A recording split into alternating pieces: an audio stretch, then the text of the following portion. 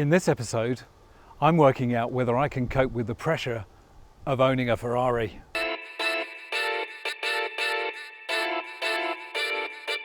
So if you're new to the channel, thanks for stopping by.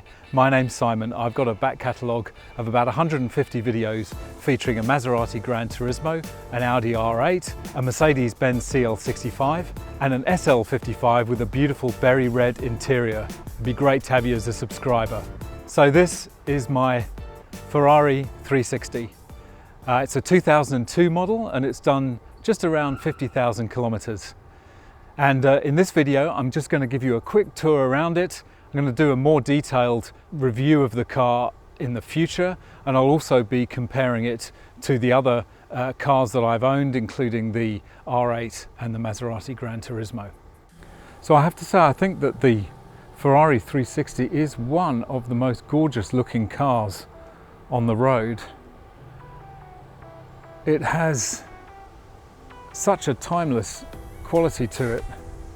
The beautiful curves are absolutely stunning. Still looks brand new today, even though this is a 2002 model.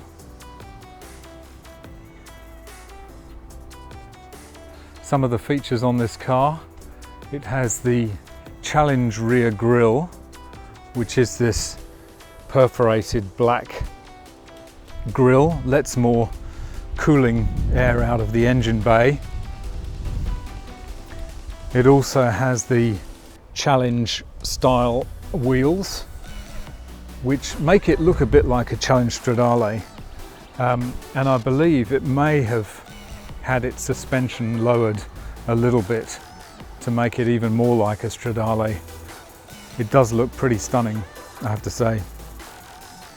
It has the Scuderia shields here, and one of the things you learn when you're researching these kind of cars is that they have to be the proper shields, which are mounted into the fender here, and not just the stick-on ones which are aftermarket.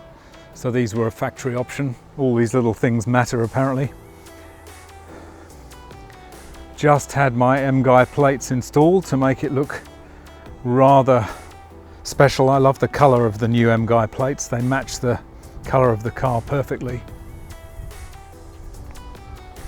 It's incredibly low to the ground.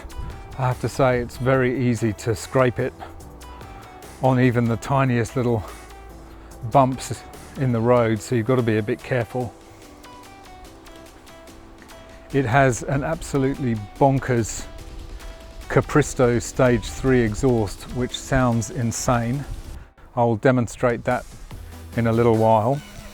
So just flick open the engine bay, which is going to be red hot because I've just been driving it quite spiritedly. And here is the 3.6 litre V8 engine. See, with those beautiful red intakes. And here is the Capristo exhaust, which my neighbours will hate me for. At some point I might put some valves in it to quieten it down when I'm driving it around the neighbourhood, but the sound is pretty amazing. Just the look of that badge is just so iconic. Hasn't quite sunk in yet that I drive a car with this badge on the back. It still seems quite surreal when I take it out of the garage.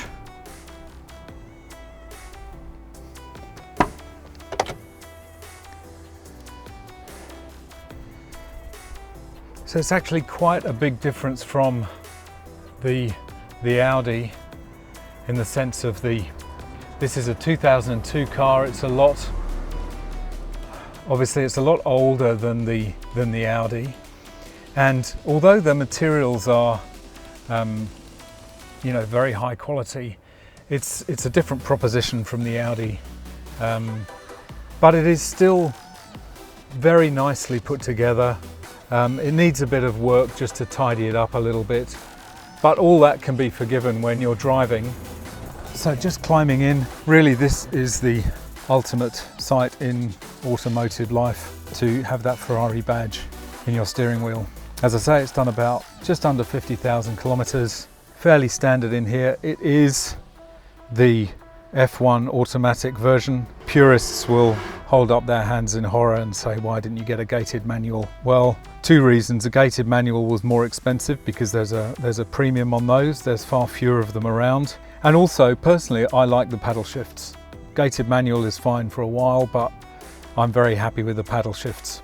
I have replaced the head unit with a modern Pioneer unit which has Bluetooth. But the car came with the original Becker unit, which I will obviously keep for future resale purposes. Needs a bit of a clean inside. Here are the electrically operated seats. You can see which were an option in the Daytona style padding there.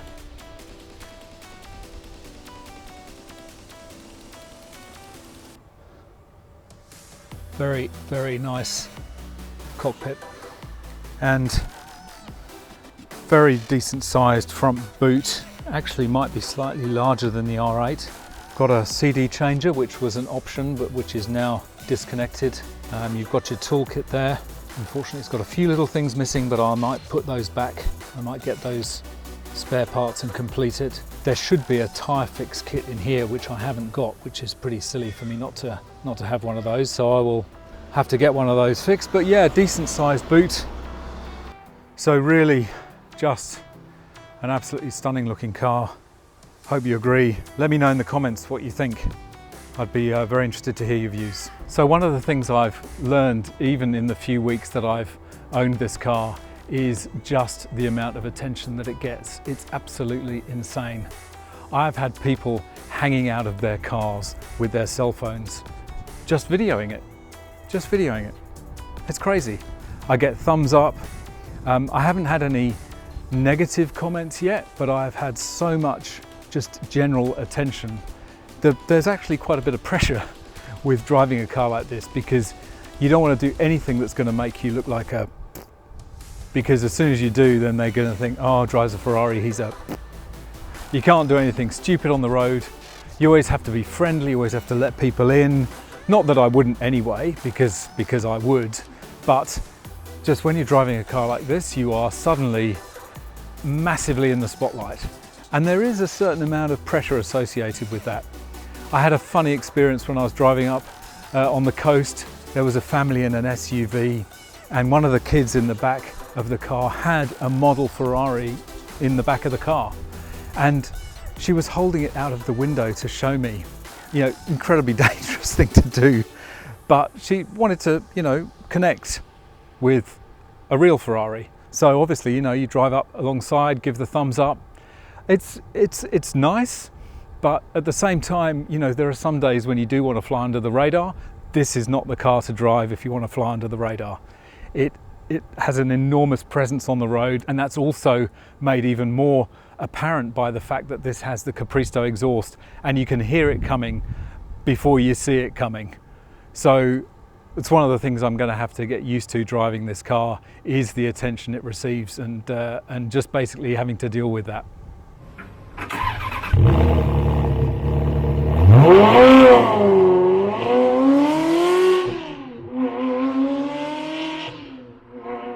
So anyway, this is just a really quick introduction to the 360. I hope you like it as much as I do. I'm absolutely loving it. There's a few things that need to be done. I will be talking about those in a future video, but at the moment I'm just enjoying it and going through that honeymoon period of owning a new car and achieving this amazing goal of actually owning a Ferrari.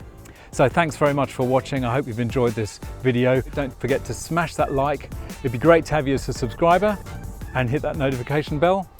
You can follow me on Instagram and Twitter, and I look forward to seeing you in the next video. Bye for now.